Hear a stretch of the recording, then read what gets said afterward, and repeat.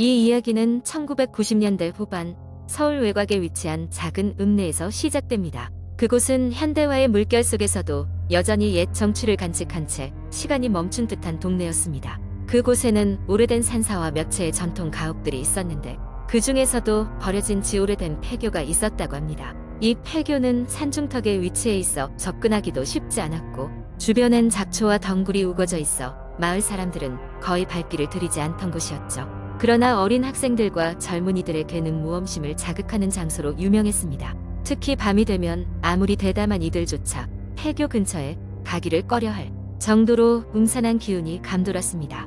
곳곳에 금이 간 유리창과 삐걱거리는 나무문, 거미줄이 뒤덮인 교실은 넓은 운동장과 함께 을씨년스럽게 방치되어 있었습니다. 그 교실 중 한 곳에는 낡은 피아노가 있었는데 몇몇 주민들에 따르면 밤이 되면 그 피아노에서 스스로 연주되는 음악 소리가 들리곤 했다고 합니다. 해가 지고 깊은 밤이 되면 이상한 일이 벌어지기 시작했습니다. 어느 날 마을 청년들 몇몇이 호기심을 이기지 못하고 그 폐교를 찾아갔습니다. 그들은 폐교 주변을 돌아다니면서 장난을 치고 담배를 피우며 시간을 보냈죠. 그러던 중 수상한 물건을 하나 발견하게 되었습니다. 그것은 바로 낡은 공책이었습니다. 표지에는 누군가의 이름이라 벨처럼 붙어 있었는데 마치 어렸을 적 친구들을 떠올리게 하는 필체였습니다. 한 청년이 그 공책을 열어보기 시작했습니다.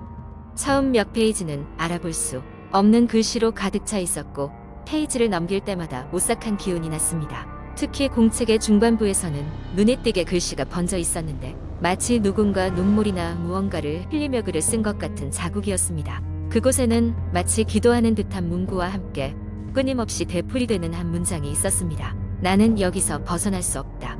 나는 영원히 여기에 있다. 청년들은 공책을 덮고는 얼른 폐교를 빠져나가야겠다고 생각했습니다. 그때였습니다.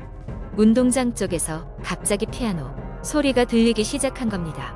그 소리는 잘 다듬어진 곡이 아니라 마치 누군가 무작위로 건반을 두드리는 것 같은 불협화음이었습니다. 그 소리는 점점 더 커졌고 청년들은 공포에 질려 학교를 벗어나기 시작했습니다. 전력 질주로 산길을 내려가면서 그들은 도중에 이상한 걸 느꼈습니다. 누군가 그들을 뒤에서 따라오고 있는 것 같았습니다. 쿵쿵대는 숨소리와 함께 발소리가 겹쳐지면서 청년들은 더욱 분주히 내달렸습니다. 폐교를 지나 마을로 돌아오자마자 그들은 서로 얼굴을 마주보며 아무 말 없이 무언의 약속을 했습니다. 2번 다시 그곳엔 가지 말자. 그날 밤 이후로도 몇 차례 폐교와 관련된 소문이 돌았습니다. 밤마다 들린다는 피아노 소리는 더 이상 마을 사람들에게도 낯선 것이 아니었고 그들이 발견한 공책의 이야기는 인터넷상에서 빠르게 퍼져나갔습니다. 이상한 글씨와 반복되는 메시지들은 그곳이 단순히 버려진 장소가 아니라 과거 무언가 끔찍한 일이 있었음을 암시하는 듯 했습니다. 시간이 흐르면서 많은 도시 전설과 무섭지만 매력적인 이야기가 그렇듯이 이 이야기 또한 사람들 사이에서 잊혀져 갔습니다. 하지만 그 폐교의 존재는 여전히 그 자리에 남아 가끔씩 지나가는 이들에게 옛날의 오싹한 기운을 전달하곤 합니다. 저마다 이야기의 진위를 알 수는 없습니다. 하지만 이 이야기를 들은 모든 이가 쉽게 그 폐교를 찾아가 보겠다고 말하진 않을 것입니다. 그저 어딘가에서 들려오는 피아노 소리와 함께 서늘한 밤 공기를 느끼며 이 오래된 이야기를 기억할 뿐입니다. 2번째 이야기. 옛날에 내가 대학교 기숙사에 살았을 때의 일이다. 우리 학교는 산속에 있어서 기숙사가 본관에서 좀 떨어져 있었다.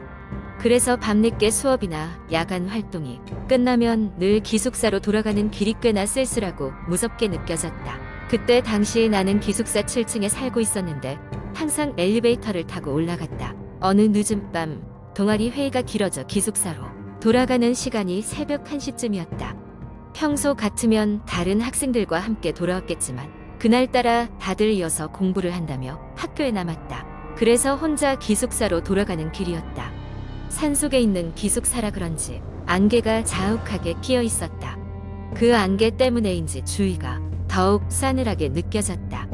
기숙사 로비에 도착해서 엘리베이터를 탔다. 그런데 버튼을 7층으로 눌렀지만 엘리베이터는 한 층마다 멈추기 시작했다. 아무도 타지 않았는데도 불구하고 엘리베이터는 2층, 3층, 4층 차례대로 멈췄다. 괜히 오싹해서 엘리베이터 내에 있는 거울을 통해 뒤를 돌아봤지만 역시나 아무도 없었다. 다시 앞을 돌아봤을 때 엘리베이터 문이 열렸다. 문이 열리자 6층 복도가 보였다. 순간적인 충동으로 문 밖을 슬쩍 내다보았는데 6층 복도는 이상하게도 불이 꺼져 있었다. 그 입구에는 한 여자가 서 있었는데 검정 긴 머리로 얼굴을 가리고 있는 것이 보였다. 이상하게 생각했지만 너무 피곤해서 빨리 방으로 들어가고 싶었다. 7층에 도착했고 급히 내 방으로 향했다. 헛것을 본 걸 수도 있으니 그 여자를 생각해서 떨쳐내려고 했다. 방 안에 들어와 문을 잠근 뒷침대에 누워 휴대폰을 쳐다보고 있었다. 어쩐지 불안한 마음에 기숙사 단체 채팅방에 혹시 지금 6층에 있는 사람 있어? 라고 물어보았다. 그러자 여러 명이 잠이나 자라며 장난치는 줄 알았다. 그러다가 한 선배가 6층? 거긴 공사 중이라 아무도 출입 못할 텐데? 라는 답장이 왔다. 순간 등골이 오싹해졌다. 더 이상 휴대폰을 볼 여유가 없었다. 불길함이 온몸에 가득 차오르고 침대에 누운 상태로 천장을 바라보고 있었다. 그런데 천장에서 무엇인가가 스르르 내려오는 것이 보였다. 그것은 복도에서 본 그 여자의 검은 머리카락이었다. 천천히, 아주 천천히 그 형체가 내려오고 있음을 인지할 수 있었다. 움직일 수 없는 공포감에 몸이 굳어버렸다. 이윽고 내 시야에는 그 여자의 얼굴이 들어왔다. 눈은 공허하게 땅을 응시하고 있었고 입가에는 희미한 미소가 맺혀 있었다. 그 순간 나는 비명을 지를 수도 움직일 수도 없었다. 숨도 쉴 수 없던 그 짧은 순간 그녀는 갑자기 스르륵 사라졌다. 방 안에 나 혼자 남았다는 것을 확인하고 나서야 긴장을 풀 수 있었다. 그 이후로 기숙사 생활 내내 나는 6층 근처에 얼씬도 하지 않았다. 그 사건이 일어난 날 이후로 밤길에 매우 조심하게 되었고 같은 일이 다시는 일어나지 않기를 바랄 뿐이었다. 하지만 지금도 가끔 어두운 곳을 지나가다 보면 그날의 그 여자와 마주칠까 두려운 마음이 든다.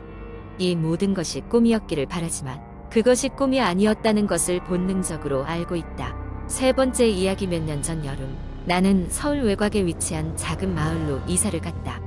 이사는 혼자 조용한 곳에서 책을 읽으며 지내고 싶다는 바람과 함께 진행되었고 그렇게 나는 한산하고 고즈넉한 분위기를 자랑하는 그 마을에 정착하게 되었다. 마을은 작았고 사람들도 적었다. 때문에 새로운 얼굴인 나를 마을 사람들은 금방 알아보았다. 그들은 모두 친절했고 나 역시 그들과 인사를 나누며 보냈다. 마을에 온 지 얼마 되지 않아 나는 항상 듣던 낮잠을 포기하고 마을을 탐방하기로 했다. 그날은 유독 무더워서 나무가 울창한 산책로를 따라 걷기로 했다. 짙은 나무 그늘 아래에 서자 조금은 시원한 느낌이 들어 다행이라고 생각하며 길을 나섰다. 걷다 보니 산책로 중간에 오래된 돌다리를 발견했다. 마을 지도가 있는 곳에 표기되지 않은 다리였다. 호기심이 생긴 나는 다리로 향했고 그곳에서 먼지가 쌓인 오래된 표지판 하나를 발견했다. 귀신 소리 다리라는 제목이 적혀 있었다. 이상한 이름이라고 생각하면서도 그 이유가 궁금해졌다. 호기심은 두려움을 이긴 법이라 했던가. 나는 다리를 건너기로 했다. 길게 뻗어있는 계곡을 가로질러 걸었는데 다리를 넘자마자 묘한 기분이 들었다. 갑자기 주변 공기가 무거워졌고 나무 잎사귀들이 윙윙거리는 소리를 냈다. 꼭 누군가 내 뒤에서 숨소리를 내며 따라오는 것 같은 착각마저 들었다. 그때였다. 뒤돌아봤지만 아무것도 없었다. 다리를 완전히 건너고 나서야 그 착각이 끝났다. 집으로 돌아오는 길의 마을 주민인 할머니를 만났다. 할머니께 다른 얘기를 나누다 나는 방금 다녀온 다리 이야기를 꺼냈다. 할머니는 내 말을 듣고는 얼굴이 흑빛으로 변하셨다. 할머니가 말씀하시길 그 다리는 아무도 건너지 않는다고 했다. 그곳은 귀신의 소리가 들리는 장소로 유명하며 다리 주변에서 이상한 현상이 많이 일어난다는 것이었다. 내 이야기를 듣고 마을 사람들도 관심을 보였다. 그들에 따르면 다리는 일종의 전설처럼 내려오고 있었다. 과거 이 마을에서 여러 가지 불행한 사건이 있었고 그때마다 그 다리 근처에서 신비로운 일이 벌어졌다고 했다. 어떤 사람들은 밤마다 다리 주변에서 이상한 울음소리를 들었다고 했으며 어떤 이는 정체 모를 그림자를 봤다고 했다. 며칠 후 나는 호기심을 이기지 못하고 한밤중에 다시 그 다리를 방문했다. 손전등의 불빛이 비추는 앞길은 미묘하게 빛났고 주변은 사방이 완전한 어둠에 잠긴 듯했다. 그리고 그 순간 나는 분명히 들었다. 뒤에서 누군가가 내 이름을 부르는 소리가 들렸던 것이다. 추위와 함께 온몸에 소름이 돋았다. 나는 두려움을 억누르며 손전등을 끈 채로 귀를 기울였다. 다시 그 소리가 들렸다. 조심해. 심장은 쿵쾅거렸고 온몸이 얼어붙은 듯한 느낌이었다. 겁에 질려 나는 뛰기 시작했다. 다리를 건너며 왜 그 다리를 사람들이 건너지 않는지 깨달았다. 귀신 소리 다리는 전설이 아니라 현실이었다.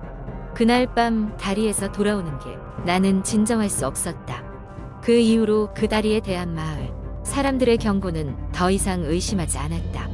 내가 조금 기묘한 이야기를 마을 사람들에게 나누었을 때 그들은 고개를 끄덕이며 이해한다는 눈빛을 보냈다. 아무리 이성적으로 생각해보려 해도 도저히 설명할 수 없는 경험을 한 것이었다. 그렇게 이 마을에서의 나날은 늘 그 다리에 대한 묘한 두려움을 간직한 채 계속되었다. 요즘 나는 그 다리 근처는 아예 가지 않는다. 전날의 기억은 여전히 오싹하게 다가온다. 그날 밤의 경험이 현실이든 환상이든 간에 그 다리는 나에게 가장 무서운 공포로 남았다. 그리고 매일 밤 나는 그 귀신 소리 다리를 떠올리며 잠자리에 든다.